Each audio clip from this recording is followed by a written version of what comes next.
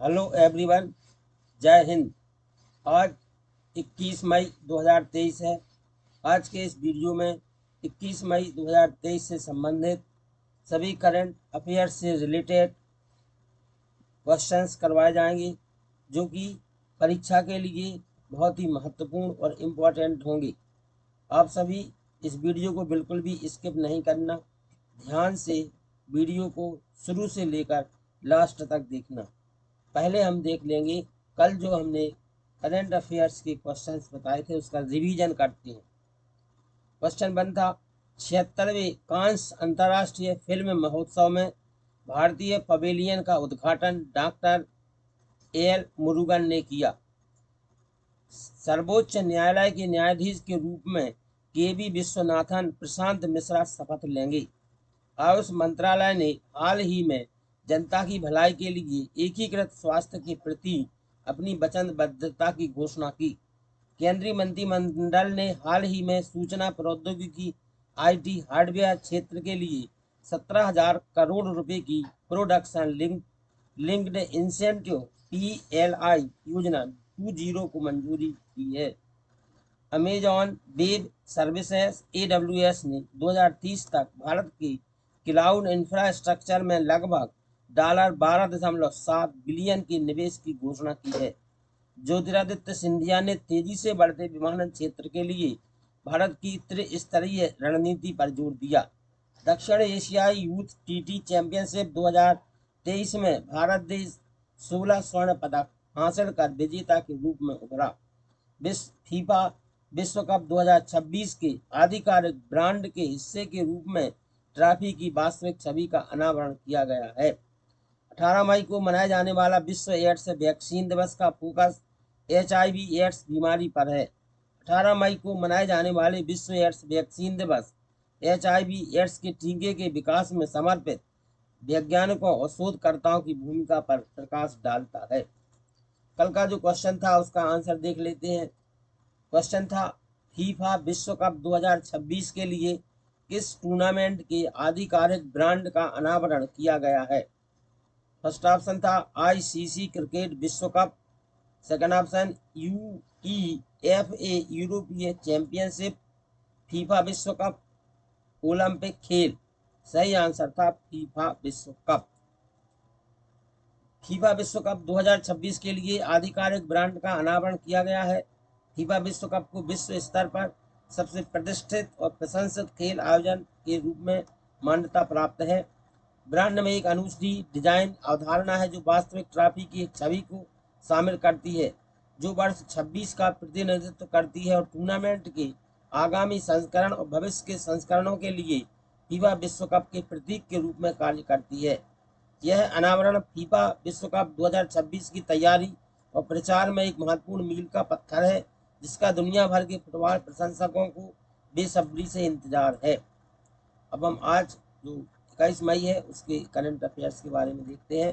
Question 1 है, विदेश व्यापार नीति 2015-2020 के तहत भारत सरकार द्वारा शुरू की गई उन्नत प्राधिकरण योजना AAS या उन्नत लाइसेंस योजना का उद्देश्य क्या है? फर्स्ट ऑप्शन है आयातित कच्चे माल के लिए सब्सिडी प्रदान करना। वैश्विक बाजार में भारतीय उत्पादों की प्रतिस्पर्धात्मकता बढ़ाने के लिए। थर्ड ऑप्शन है निर्यात उत्पादों पर आयात शुल्क को समाप्त करना। तैयार माल के आयात को बढ़ावा देना। सही आंसर है वैश्विक बाजार में भारतीय उत्पादों की प्रतिस्पर्धात्मकता बढ़ाने के लिए। उन्नत प्राधिकरण योजना AAS या उन्नत लाइसेंस योजना का उद्देश्य वैश्विक बाजार में भारतीय उत्पादों की प्रतिस्पर्धात्मकता को बढ़ाना है। यह निर्यात उत्पादों के निर्माण के लिए आवश्यक आयातित कच्चे माल पर शुल्क छूट प्रदान करके प्राप्त किया जाता है।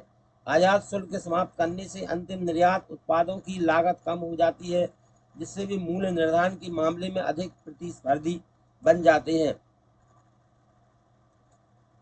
क्वेश्चन नंबर 2, वित्तीय वर्ष 2022-23 के लिए सरकार को भारतीय रिजर्व बैंक द्वारा अनुमोदित अधिशेष हस्तांतरण की राशि कितनी है?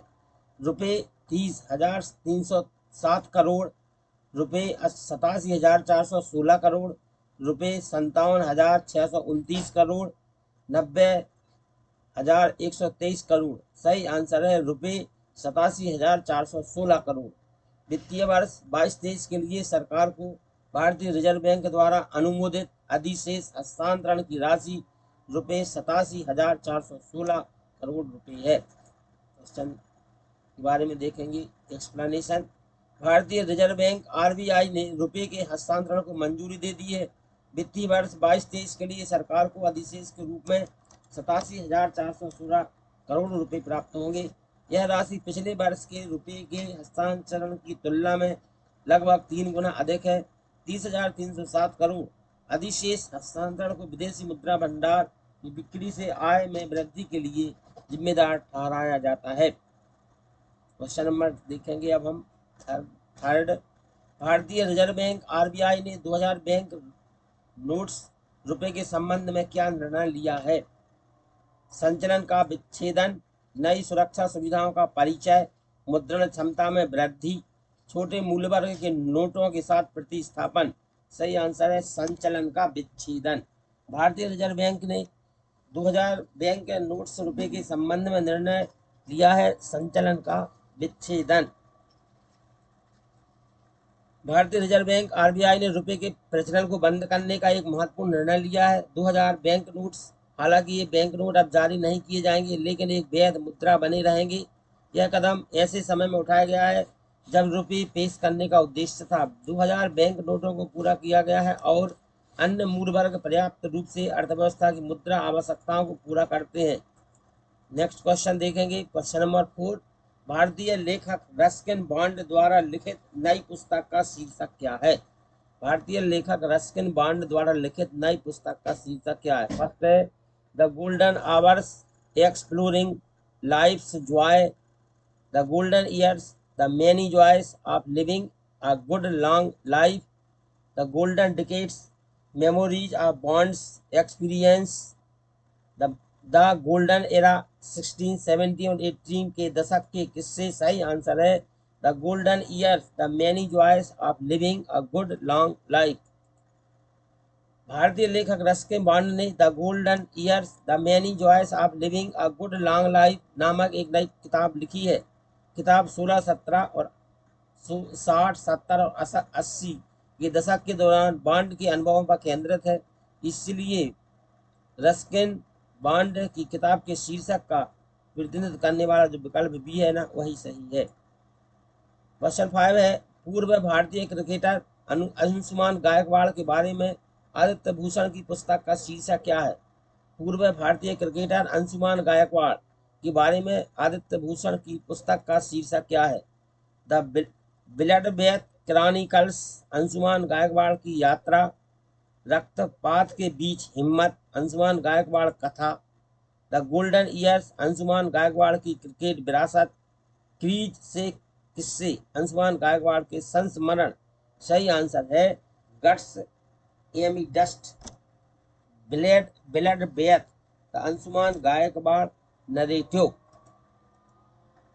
आदित्य भूषण ने पूर्व भारतीय क्रिकेटर अंशुमान गायकवाड़ के बारे में एक किताब लिखी है जिसका शीर्षक है guts amidst bloodbath, the Anshuman Gaikwad narrative. पुस्तक का विमोचन क्रिकेट क्लब ऑफ इंडिया में प्रसिद्ध क्रिकेटरों और हस्तियों की उपस्थिति में किया गया। क्वेश्चन नंबर 6 है किस वित्तीय वर्ष में भारत का रक्षा उत्पादन पहली बार 1 लाख करोड़ रुपए से अधिक हुआ? किस वित्तीय वर्ष में भारत का रक्षा उत्पादन पहली बार 1 लाख करोड़ रुपए से अधिक हुआ? फर्स्ट है 2021, 2022, 2022, 2023, 2020, 21, 2019 एंड 2020। सही आंसर है 2020 एंड 2023। भारत का रक्षा उत्पादन वित्त वर्ष 2022-23 में पहली बार 1 लाख करोड़ रुपए के माइलस्टोन को पार कर गया है। यह पिछले वर्ष के आंकड़ों की तुलना में लगभग 12% की उल्लेखनीय वृद्धि दर्शाता है। यह उपलब्धि भारत की आत्मनिर्भरता की दिशा में प्रगति और रक्षा क्षेत्र में अपने घरेलू उत्पादन को मजबूत करने को दर्शाती है। नेक्स्ट क्वेश्चन है क्वेश्चन नंबर 7। भारतीय नौसेना में पनडुब्बी बाघ शीर किस श्रेणी की है? पहला, दूसरा, तीसरा, छठा। सही आंसर है छठा। भारतीय नौसेना में पनडुब्बी बाघशीर छठी श्रेणी की है। बाघशीर भारतीय नौसेना की कलवारी श्रेणी की छठी और अंतिम पनडुब्बी है। पनडुब्बी ने अपना समुद्री परीक्षण शुरू कर दिया है और 2024 की शुरुआत में इसे भारतीय नौसेना को सौंप दिया जाना है। इसे 20 अप्रैल 2022 को मझगांव डाक शिप बिल्डर्स लिमिटेड (एमडीएल) के कान्होजी आगरे बैट बेसिन से लॉन्च किया गया था। पनडुब्बी का सफल समुद्री परीक्षण छठी पनडुब्बी परियोजना 75 में एक महत्वपूर्ण मील का पत्थर है, जिसमें एमडीएल ने 24 महीनों के भीतर 3 पनडुब्बियों की आपूर्ति की है।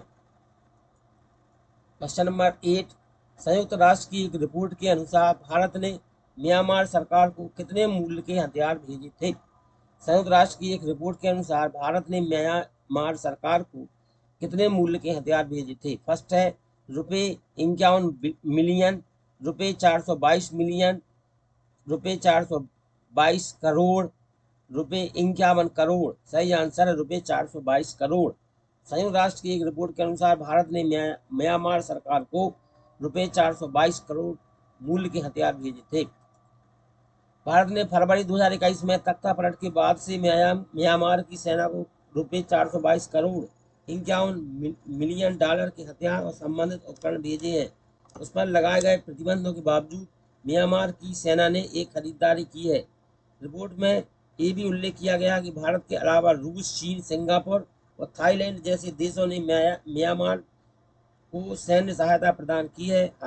हालांकि भारत की सहायता रूस, चीन और सिंगापुर की तुलना में अपेक्षाकृत कम थी, लेकिन यह थाईलैंड की तुलना में अधिक थी। नेक्स्ट क्वेश्चन देखें, क्वेश्चन 9, संवाद और विकास के लिए सांस्कृतिक विविधता के लिए विश्व दिवस किस दिन मनाया जाता है? संवाद और विकास के लिए सांस्कृतिक विविधता के लिए विश्व दिवस किस दिन मनाया जाता है? 15 मई, 21 मई, 5 जून, 10 अक्टूबर। सही आंसर है 21 मई। संयुक्त राष्ट्र महासभा ने 21 मई को संवाद और विकास के लिए सांस्कृतिक विविधता के लिए विश्व दिवस के रूप में घोषित किया है।